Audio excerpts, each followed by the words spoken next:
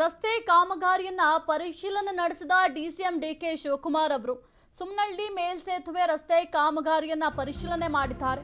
ರಸ್ತೆ ಕಾಮಗಾರಿಯನ್ನ ಪರಿಶೀಲನೆ ನಡೆಸಿದ ಡಿಸಿಎಂ ಡಿಕೆ ಶಿವಕುಮಾರ್ ಅವರು ಸುಮ್ನಹಳ್ಳಿ ಮೇಲ್ಸೇತುವೆ ರಸ್ತೆ ಕಾಮಗಾರಿಯನ್ನ ಪರಿಶೀಲನೆ ಮಾಡಿದ್ದಾರೆ. ರಾಮನಗರಕ್ಕೆ ಹೋಗುವ ವೇಳೆ ಕಾಮಗಾರಿ ಪರಿಶೀಲನೆಯನ್ನ ಮಾಡಿದ್ದಾರೆ. ಮಾಗಡಿ ರಸ್ತೆ ಕಾಮಗಾರಿಯನ್ನ ಡಿಸಿಎಂ ಡಿಕೆಶಿ ಪರಿಶೀಲಿಸಿದ್ದಾರೆ.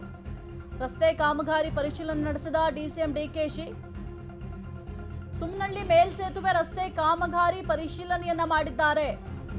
ರಾಮನಗರಕ್ಕೆ ಹೋಗುವ ವೇಳೆ ಕಾಮಗಾರಿ ಪರಿಶೀಲನೆಯನ್ನ ಮಾಡಲಾಗಿದೆ.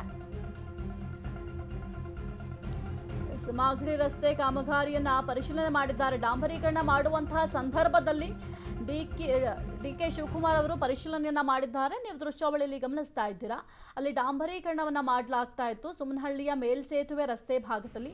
ಅದನ್ನ ಪರಿಶೀಲನೆಯನ್ನ ಮಾಡಿದ್ದಾರೆ. ಇನ್ನು ಈ ಮೇಲ್ಸೇತುವೆಯಲ್ಲಿ ಕಳೆದ ಬಾರಿ ನೀವು ಮಳೆ ಬಂದಾಗ ಗಮನಿಸಿರಬಹುದು, ಒಳ್ಳೆ ಜಲಪಾತದಂತೆ ಅಲ್ಲಿ ನೀರು ಹರಿತಾ ಇತ್ತು. ಆ ಕೆಳಭಾಗದಲ್ಲಿ ಏನು ವಾಹನಗಳನ್ನು ನಿಲುಗಡೆ ಮಾಡ್ತಾ ಇದ್ರು, ಆ ವಾಹನ ಸವಾರರ ಮೇಲೆಯೇ ಮಳೆಯ ನೀರು ಹರಿದು ಬರ್ತಾ ಇತ್ತು. ಆ ವಾಹನ ಸವಾರರ ಮೇಲೆ ಆ ನೀರು ಬೀಳ್ತಾ ಇತ್ತು. ಹಾಗಾಗಿ ಅಲ್ಲಿ ಕಾಮಗಾರಿ ಮಾಡಲೇಬೇಕು ಅಂತ ಸಾಕಷ್ಟು ಒತ್ತಾಯ ಕೂಡ ಕೇಳಿಬಂದಿತ್ತು. ಇದರ ಬೆನ್ನಲ್ಲೇ ಸದ್ಯಕ್ಕೆ ಅಲ್ಲಿ ಡಾಂಬರೀಕರಣ ಕೂಡ ಮಾಡಲಾಗ್ತಾ ಇದೆ. ಮಾಗಡಿ ರಸ್ತೆಯಲ್ಲಿ ಆ ಕಾಮಗಾರಿಯನ್ನ ಡಿಸಿಎಂ ಡಿಕೆ ಶಿವಕುಮಾರ್ ಅವರು ಸದ್ಯಕ್ಕೆ ಪರಿಶೀಲನೆ ಕೂಡ ಮಾಡಿದ್ದಾರೆ.